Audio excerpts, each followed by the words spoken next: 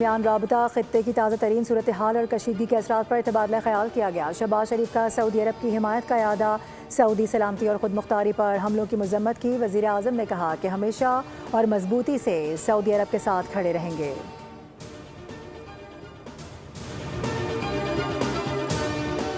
हमने ईरान की क़यादत ख़त्म कर दी है, ये रजीम चेंज है, नई क़यादत मुआहदा करने जा रही है। ईरान अब इस बात पर आमादा है कि वो कभी भी जौहरी हथियार नहीं बनाएगा।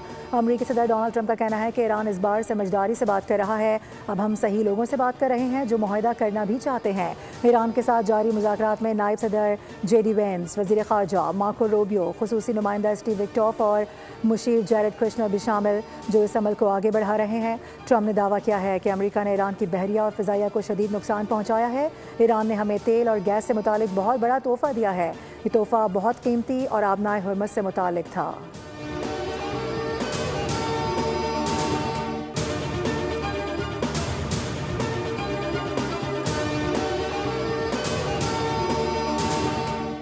अमरीका अपनी नाकामी को मुआहदे का नाम न दे, ईरानी फ़ौज का सख्त जवाब। अमरीकी सदर की जानिब से मुज़ाकरात के दावे को मुस्तरद करते हुए वाज़ेह कर दिया है कि मौजूदा हालात में अमरीका के साथ किसी भी किस्म के मुज़ाकरात मुमकिन ही नहीं। ख़ातमुल अंबिया मरकज़ी हेड क्वार्टर्स के तर्जुमान ने अपने बयान में कहा कि अमरीका के अंदरूनी तनाज़ात इस हद तक बढ़ चुके हैं कि वह खुद से ही मुज़ाकरात करने लगा है। आलमी निज़ाम और तेल की पुरानी कीमतों की बहाली ईरान की मर्ज़ी के बगैर मुमकिन नहीं।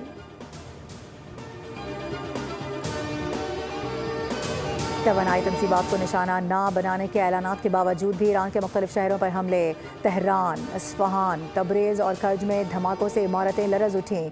2 गैस पाइप लाइन्स को भी निशाना बनाया गया, जबकि वस्ती इस्फहान में एक गैस स्टेशन पर मिसाइल दागे गए। खुरम शहर पावर प्लांट को गैस फराहम करने वाली पाइप लाइन भी हमले की जद में आ गई।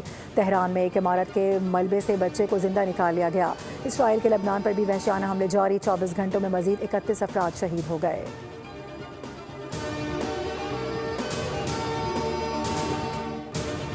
पाकिस्तानी सिफारतकारी के आगे भारतीय खारजा पॉलिसी चारों शाने चित। पाकिस्तान ने मोदी सरकार को हर महाज पर शिकस्त दे दी है। भारतीय जरीदे द वॉय का एतराफ़, मोदी सरकार के बुलंद बांग दावे बेनकाब। पाकिस्तान की अमली सिफारतकारी ने भारत को पछाड़ कर रख दिया। कहा कि वाशिंगटन ने दिल्ली की जगह इस्लामाबाद की मशरिक़ी वस्ता में अहमियत तस्लीम कर ली है। पाकिस्तान अमरीका और ईरान के दरमियान अहम तरीन सालिस बनकर उभरा है। भारत की पाकिस्तान को तनहा करने की हिकमत अमली बुरी तरह फ्लॉप हो गई।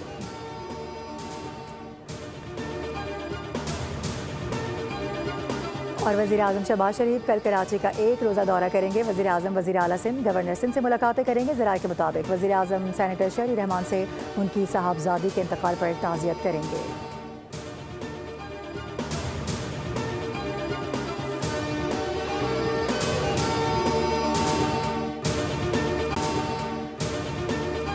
पाकिस्तान स्टॉक मार्केट में तेजी है। 100 इंडेक्स में 2800 से ज़ायद पॉइंट का इजाफा रिकॉर्ड किया गया। इंडेक्स 1,56,796 की सतह पर ट्रेड। उधर मुमकिन जंगबंदी के इम्कानात पर आलमी मंडी में खाम तेल की कीमतों में बड़ी कमी रिकॉर्ड। लंदन ब्रांड खाम तेल की कीमत में 5.05% की कमी से $99.21 फी बैरल पर आ गई। अमरीकी WTI खाम तेल की कीमत $88.55 फी बैरल हो गई।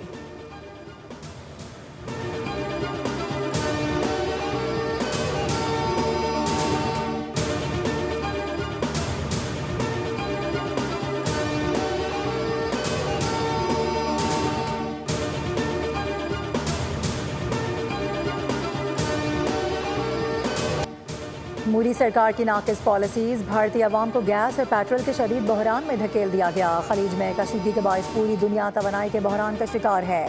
भारत का गरीब तबका दोबारा लकड़ी और कोयले जलाने पर मजबूर हो गया।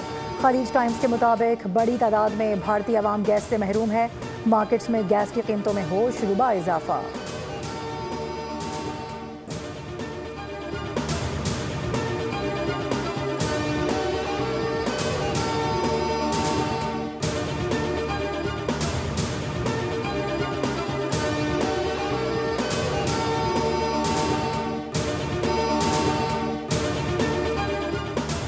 किफ़ायत से मुतालिक हुकूमत सिंध के इक़दाम, ईंधन की बचत के लिए वफाक के फैसले पर लब्बैक।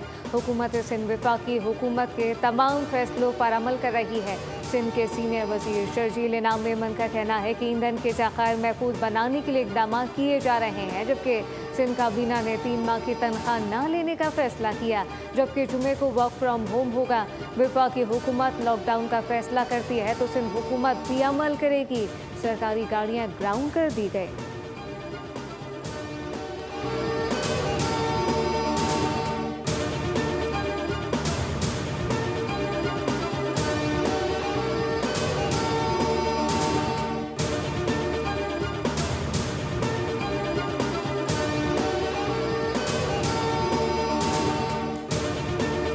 कराची पर मसनूई अक्सरियत की जानिब से इख्तियार वसाइल की मुंतकली को रोका जा रहा है। मुंतज़िर हैं कि 18वीं तरमीम में अवाम को खुशखबरी दी जाए। वफाकी हुकूमत का साथ देने के लिए हमने MQM के लिए कुछ नहीं मांगा। खालिद मकबूल सिद्दीकी की प्रेस कॉन्फ्रेंस। कहा कि हमने आइन के तहफ़्फ़ुज़ का मुतालबा किया, हम अपने हिस्से का इख्तियार अवाम को देना चाहते हैं।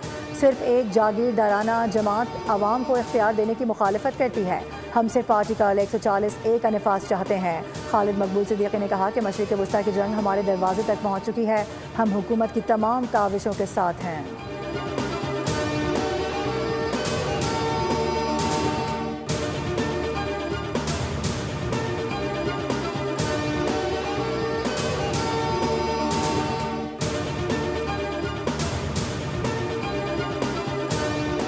मकबूजा कश्मीर के आयरन लेडी आसिया अंदराबी को भारतीय अदालत ने उम्र कैद की सज़ा सुना दी। भारतीय अदालत ने आसिया अंदराबी को एक झूठे मुकदमे में उम्र कैद की सज़ा सुनाई। पाकिस्तान के आसिया अंदराबी, फहमीदा सूफी और नाहिदा नसरीन को सज़ाओं की शदीद मुसम्मा। तर्जुमान दफ्तर खर्जा के मुताबिक सब्सक्राइब करें और बेल दबाएं ताकि कोई खबर रह न जाए।